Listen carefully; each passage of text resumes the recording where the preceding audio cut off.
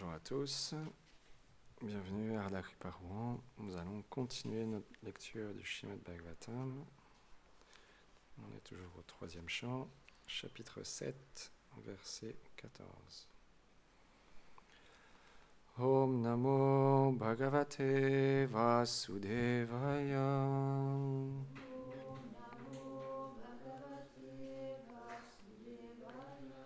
Om Namo Bhagavate Vasudevaya.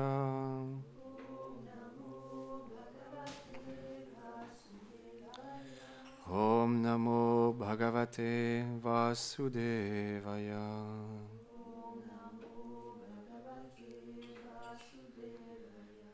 Hashesha Shankresha Shaman Vidate. Guna Nuvada Shravanam Muradle. Kim Vapunatas Charena Ravinda. Paragaseva Ratir Atmarabdam. En écoutant et en chantant avec dévotion les gloires de Shri Krishna, celui qui est le tueur du démon Mula, on se libère d'une quantité illimitée de souffrances. Que dire alors du résultat qui peut être obtenu par ceux qui ont développé de l'attachement dans leur cœur pour le service de la poussière de ses pieds Parisolotus? C'est quand même vraiment magnifique, le Srimad Bhagavatam. Commentaire. De toutes les voies, le service de dévotion est le plus pur. Il donne d'éradiquer l'ignorance par sa pratique qui consiste à écouter et à chanter les gloires du Seigneur. L'ignorance est synonyme d'oubli du lien éternel qui unit l'âme à Krishna.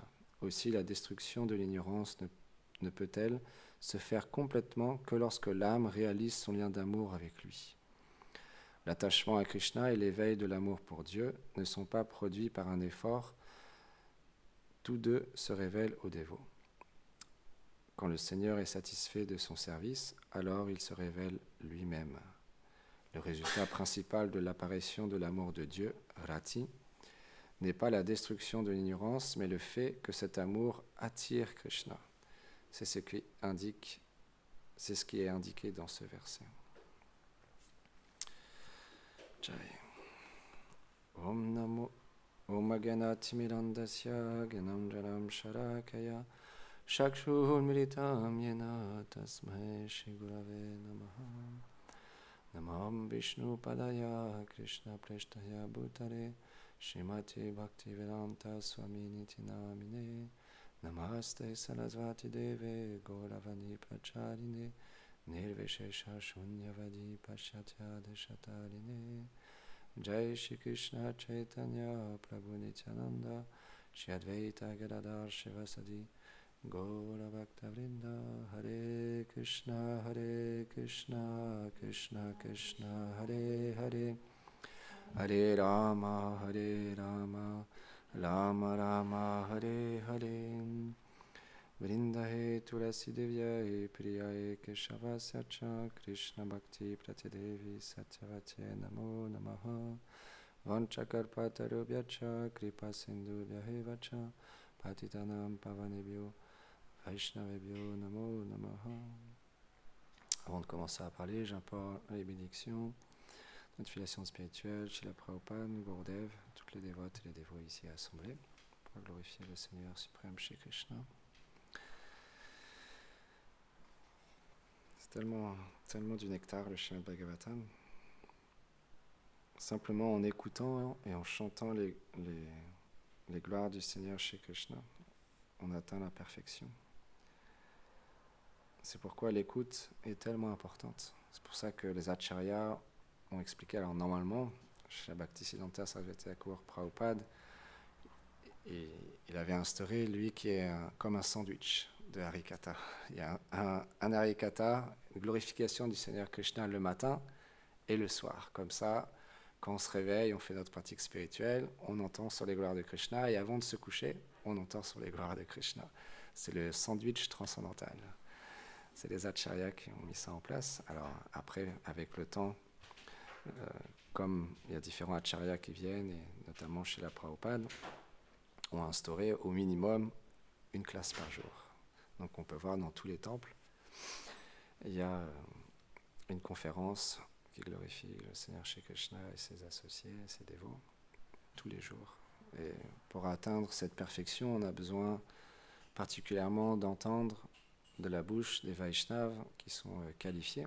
Donc, on peut voir dans notre vie de tous les jours, parfois si on rencontre des difficultés, on rencontre des problèmes dans notre vie spirituelle, si un Vaishnava qu'on affectionne parle, qui est en plus un Vaishnava extrêmement qualifié, pour moi c'est Gurudev par exemple, tout de suite ça recentre tout. Tout de suite ça remet tout, comme on fait des stages de chakras, ça réaligne les chakras. Tout est réaligné, parce que c'est le pouvoir de l'écoute sur les gloires du Seigneur Krishna, sur la transcendance. C'est pourquoi on écoute tous les jours sur les gloires de Krishna. Alors aujourd'hui,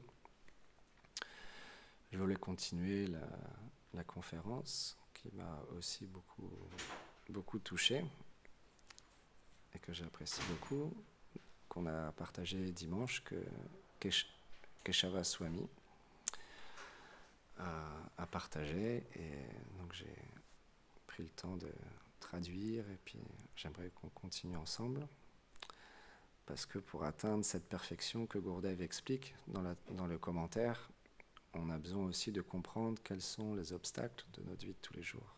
C'est important.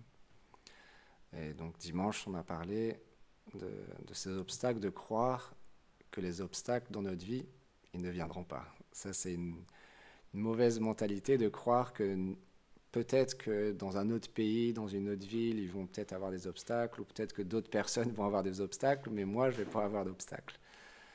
Ça, c'est pas forcément une bonne mentalité qui va nous aider, parce que du coup, quand il va y avoir des obstacles dans notre vie, on va être beaucoup plus perturbé que si on en a conscience que ça fait partie de la vie. Dans ma vie, c'est normal qu'il y ait des obstacles. Comme on disait, on n'apprend pas forcément à l'école de comment faire face à des obstacles, mais dans la science spirituelle, dans les textes sacrés, il y a tellement d'histoires de grands rois, de grands sages qui ont rencontré des obstacles. Et quand on lit ces histoires, ça nous montre comment ils ont pu faire face à ces obstacles. Et ça nous permet d'avoir un moyen de pouvoir nous-mêmes aussi, à notre niveau dans notre vie, de faire face à ces obstacles. Et ensuite, on avait partagé aussi l'idée de penser que les obstacles sont forcément mauvais, une mauvaise chose. Ça, c'est une tendance qu'on a aussi. Dès qu'il y a quelque chose qui arrive dans notre vie, le premier réflexe, c'est de penser pourquoi ça m'arrive à moi ? Pourquoi ça m'arrive maintenant ? Et surtout, de voir cet obstacle comme quelque chose de très négatif. Alors que finalement, si on le prend avec un certain recul et avec une autre mentalité, on peut percevoir Krishna dans ces moments-là. Comme par exemple, il y a cette histoire d'un roi qu'on connaît tous qui avait tendance à voyager avec son Premier ministre et puis d'autres personnes. Et son Premier ministre, il avait tout le temps, pour lui en tout cas, la fâcheuse tendance à dire que c'était la volonté divine. Peu importe ce qui se passait, il disait c'est la volonté divine. Et ça avait tendance à agacer le roi parce que des fois, il y avait des choses vraiment mauvaises qui se passaient, mais lui, même dans les mauvaises situations, les choses difficiles, il disait toujours c'est la volonté divine. Et un jour, justement, le roi, en tirant une flèche, il s'est coupé le bout d'un doigt. Et là, de nouveau, le Premier ministre a dit c'est la volonté divine. Et là, il en a eu vraiment marre. Il a dit ce Premier ministre, il ne me sert à rien. Il fait juste que m'embêter, me taper sur le système. Et il a jeté au fond d'un trou. Et de nouveau, il a dit c'est la volonté divine. Et là, il a dit il ne vaut vraiment rien ce Premier ministre. Et il est parti, il a laissé comme ça. Et quelques instants plus tard, il y a des adorateurs de Kali qui ont attrapé le roi, qui l'ont ligoté et qui l'ont amené pour faire un sacrifice. Et au moment où ils allaient faire le sacrifice, ils ont vu qu'il avait le doigt coupé. Et là, ils ont dit « Oh, il est impur, on ne peut pas le sacrifier. » Ils allaient le tuer. Et ils l'ont libéré du coup. Ils l'ont laissé partir. Et là, le roi, il s'est posé la question, « Ah, peut-être que mon Premier ministre, il avait peut-être raison. C'est peut-être pas forcément une mauvaise chose, ou c'est pas si grave. C'est la tendance qu'on a à voir tout de suite l'extrême négativité, alors que finalement, il y a bien pire que ça. » Et lui, c'était le cas. Le roi, il aurait pu mourir, et finalement, il s'est juste, on va dire, coupé un bout du doigt. Ça aurait pu être bien pire. Donc il allait demander pardon au Premier ministre, et sa vie a repris comme ça. Il a pris une leçon. Je me rappelle aussi, je peux donner un petit exemple personnel. La première fois qu'on a été au Népal, parce qu'en ce moment, pour ceux qui sont au courant, dans le temple, on adore 10 000 Shaligram Shila tous les jours. Alors en ce moment, c'est dans l'ashram des Brahmacharis, dans une chambre, mais on aspire d'ici quelques semaines à pouvoir transférer tous ces Shaligram Shila dans une nouvelle pièce avec un très beau hôtel pour qu'on puisse avoir darshan tous les jours plus facilement, et aussi pour que les invités puissent prendre darshan de ce temple aux 10 000 Shila. Mais ça a été toute une aventure, vraiment toute une aventure. Laïta Saki en peut témoigner. Mais la première année, on a été au Népal pour faire ce service. On est arrivé au Népal, mais je m'étais mal renseigné, ou du moins je ne m'étais pas assez bien renseigné. La période où on est arrivé au Népal, c'était juste après la mousson. Donc du coup, il avait vraiment beaucoup plu. Et pour aller à l'endroit pour chercher les Shaligram Shila dans la rivière Kaligandaki, c'est à 3000 mètres d'altitude, et donc c'est tout un périple en bus ou en jeep pour y accéder. Mais si les routes, avec la pluie plutôt, les routes elles sont impraticables. Les chemins, c'est plutôt des chemins, des petites routes, des chemins. Et donc, on arrive à Katmandou et on commence à aller voir les boutiques, à se renseigner un petit peu. Et puis là, il y a une bande de jeunes, ils commencent à rigoler. Et là, je ne comprends pas. Et puis, ils nous expliquent, en fait, mais vous n'arriverez jamais à atteindre votre objectif. Parce que c'est impraticable. Là, j'étais vraiment déçu. Comment je vais annoncer la nouvelle à Gorodev? Donc j'annonce la nouvelle, etc. Et puis forcément, ça n'a pas été bien reçu, parce que là, ça change tous les plans.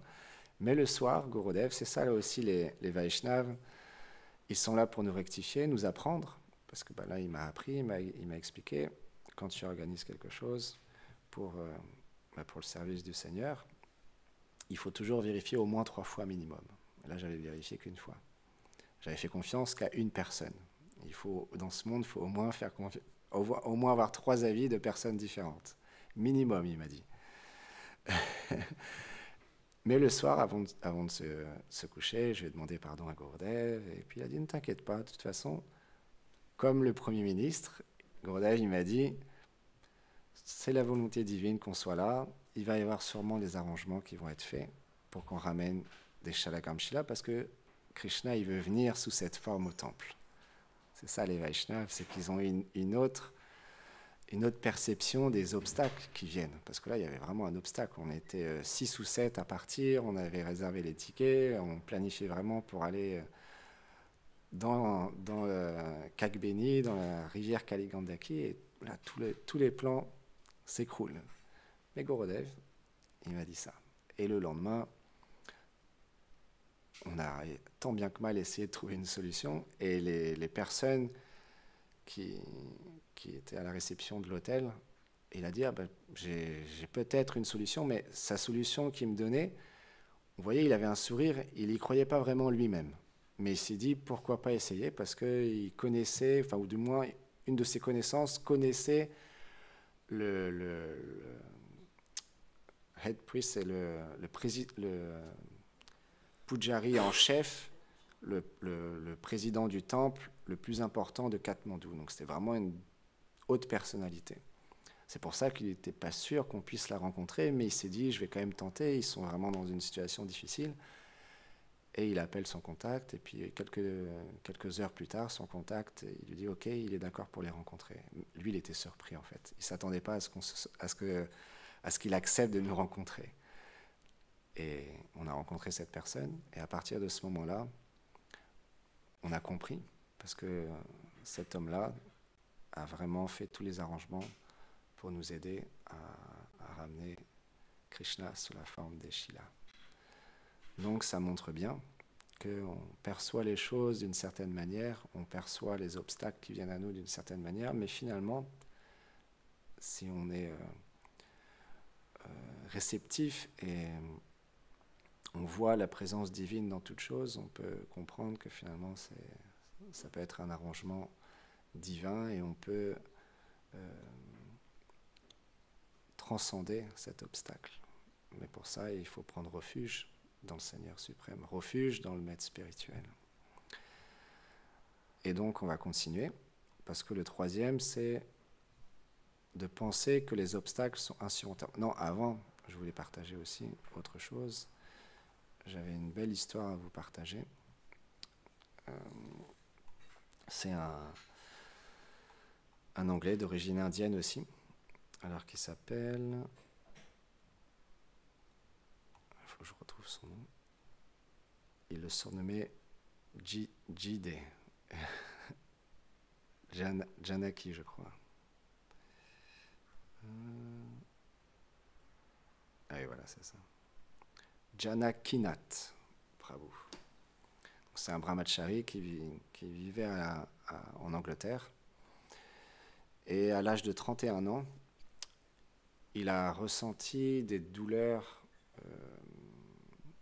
vraiment très fortes au ventre. Et donc il est allé à l'hôpital. Et ils ont fait des examens. Et les médecins lui ont dit qu'en fait, il devait maintenant vivre comme s'il avait 2 fois son âge. Je ne me rappelle plus c'était quoi la maladie.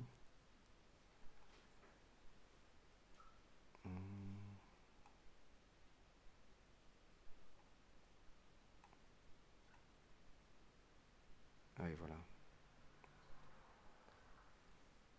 Une tumeur au côlon. Et donc il était au stade 4 d'un cancer.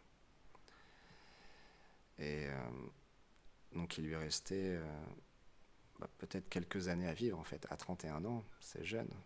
Et il est resté en vie comme ça 5 années. Et pendant ces 5 années, il a pris cet obstacle d'une manière positive.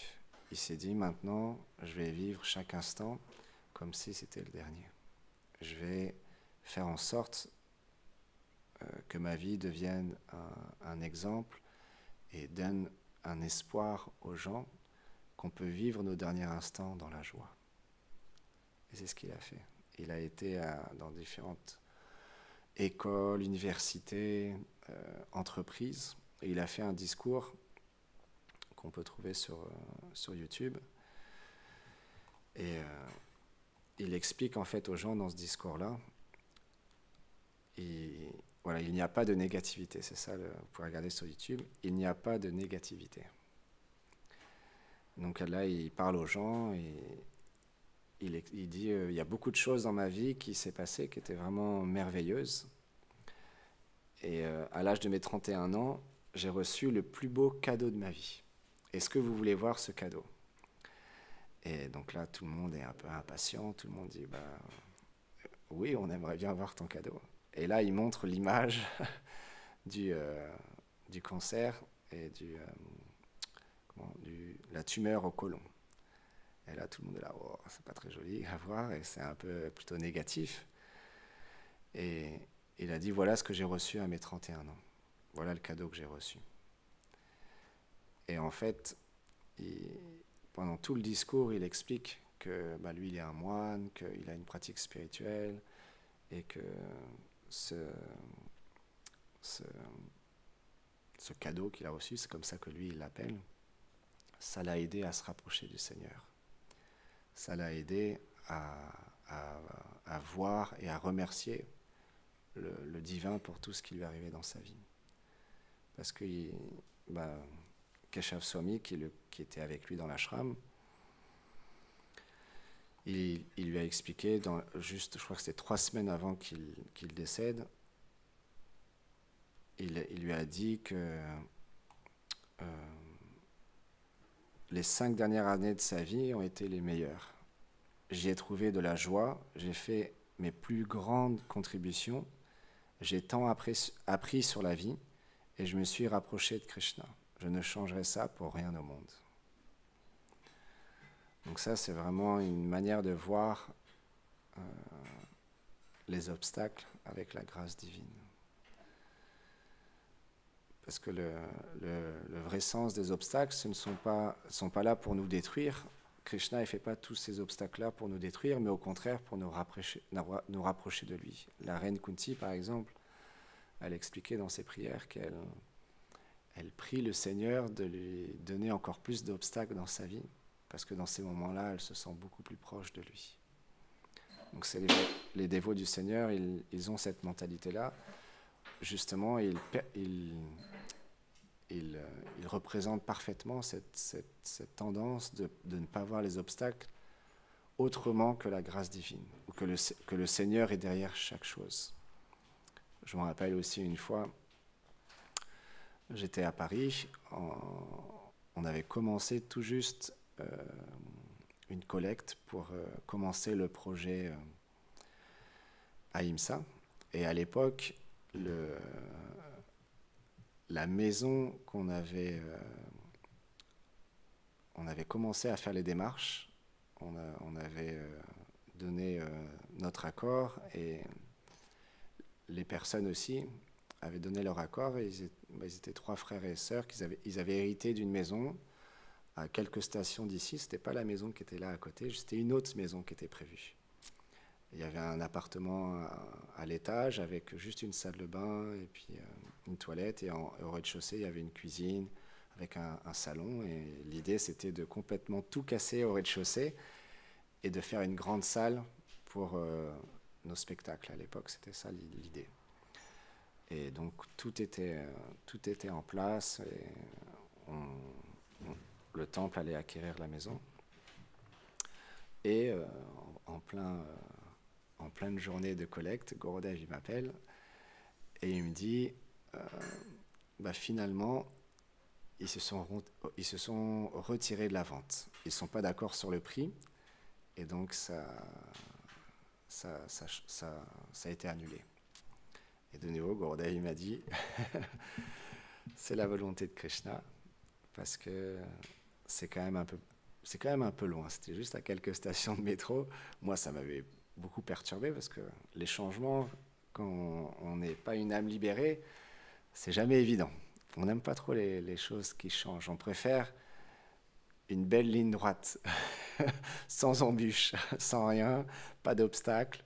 Les obstacles, ça fait peur. C'est l'inconnu, c'est déconcertant. Mais pourtant, par exemple, il y a des scientifiques, ils ont fait l'expérience de prendre deux billes et de les lancer à la même vitesse et au même endroit sur des, je sais pas comment on peut dire, des rondins de bois, quoi, un genre de circuit en bois qu'ils ont confectionné.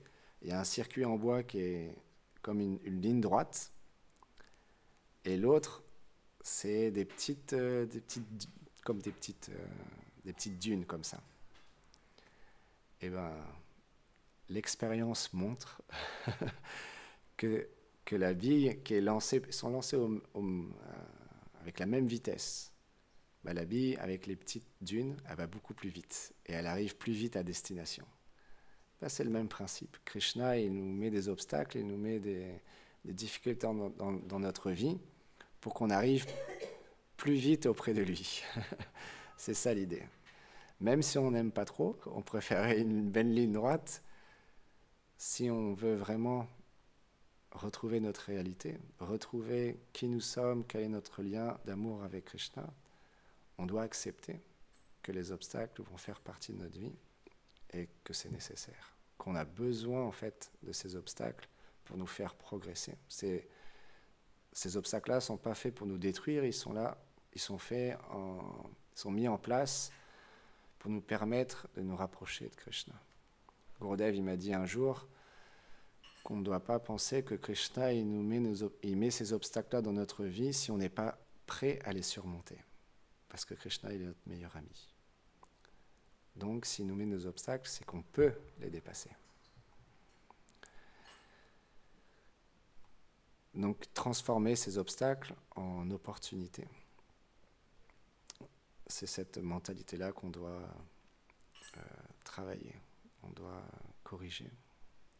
Parce que souvent, on a cette tendance à penser que les obstacles, ils sont insurmontables.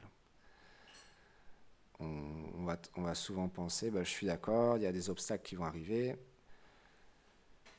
ça peut être bénéfique, mais moi, je suis faible, je ne suis pas qualifié, je n'ai pas cette force spirituelle à surmonter ces obstacles. Mais Krishna, il nous dit, si vous devenez conscient de moi, vous surmonterez tous les obstacles de la vie quotidienne, par ma grâce. Mais si vous agissez sans m'écouter, sans écouter la voix de Krishna, alors on sera perdu. C'est pourquoi on ne surmonte pas les obstacles par notre propre force, mais en prenant refuge dans Krishna et dans les Vaishnavas. Et alors, on ne devra pas dire à Dieu l'ampleur de nos problèmes, mais dire à nos problèmes l'importance de Dieu dans tous ces moments-là.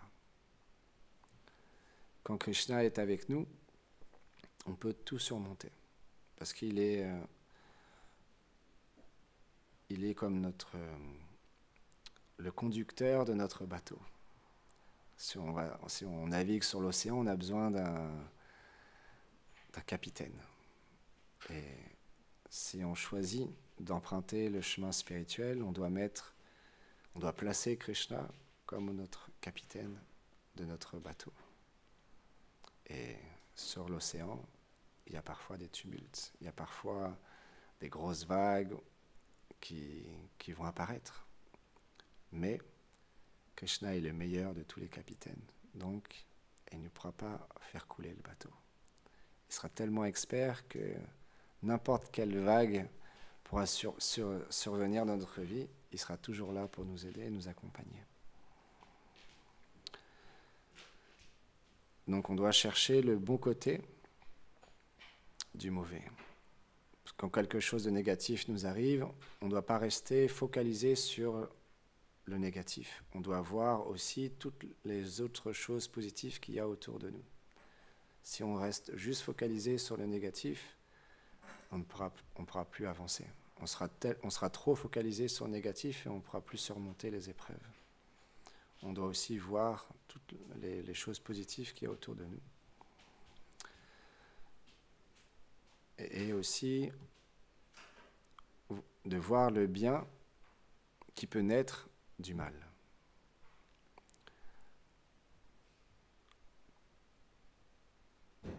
On peut dire le bien peut naître du mal, tout comme le mal peut surgir du bien. Mais le plus souvent, le mauvais ouvre une grande opportunité.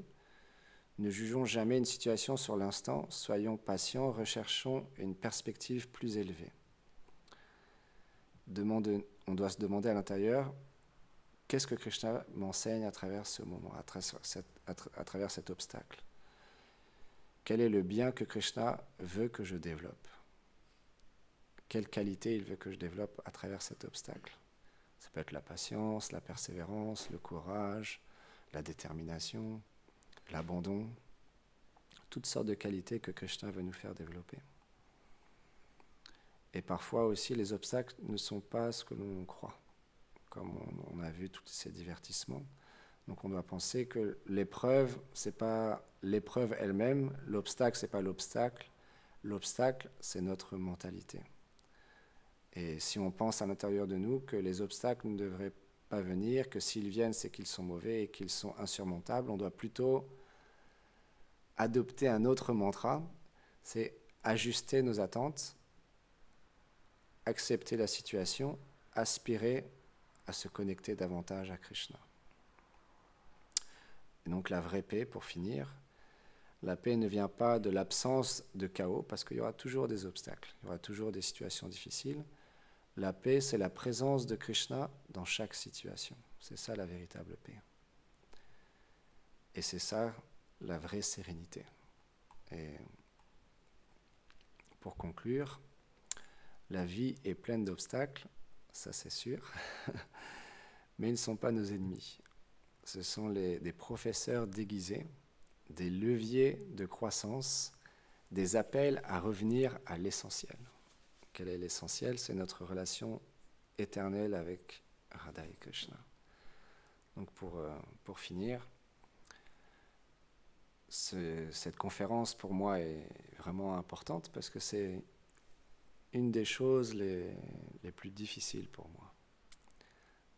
Les trois thèmes qu'on a énumérés à travers ces conférences, j'ai réalisé que dans ma vie, ce sont les choses qui sont les plus difficiles pour moi, justement. De ne pas voir les obstacles comme négatifs. De ne pas être surpris quand il y a des situations inattendues qui arrivent et de penser toujours que les obstacles ils vont être insurmontables. Mais non, si Krishna met ces obstacles-là dans ma vie, c'est qu'il y a une raison. Et justement, pendant les travaux, pour moi, ça a été vraiment une grande leçon. J'ai beaucoup appris sur moi-même et sur ce que je devais travailler. Et j'en suis encore loin, j'ai encore beaucoup de progrès à faire, mais ça a été un apprentissage de la vie tellement important pour moi. Parce qu'il fallait que je développe de la patience. Il fallait que j'accepte qu'il y allait avoir des obstacles. Parce que le maître d'œuvre qu'on a choisi, sans citer son nom, nous a bien arnaqués. Il nous a énoncé un prix qui s'est trouvé complètement incohérent. Et donc, à de nombreuses reprises, on a découvert que ça, c'était pas compris dans le devis, que ça, c'était pas compris dans le devis, que ça rajoutait des grosses sommes d'argent, et donc des obstacles à l'accomplissement de ce nouveau bâtiment qui est maintenant terminé. Mais quand on est sur le moment et quand on souhaite pouvoir accueillir des gens, faire des programmes, pouvoir enfin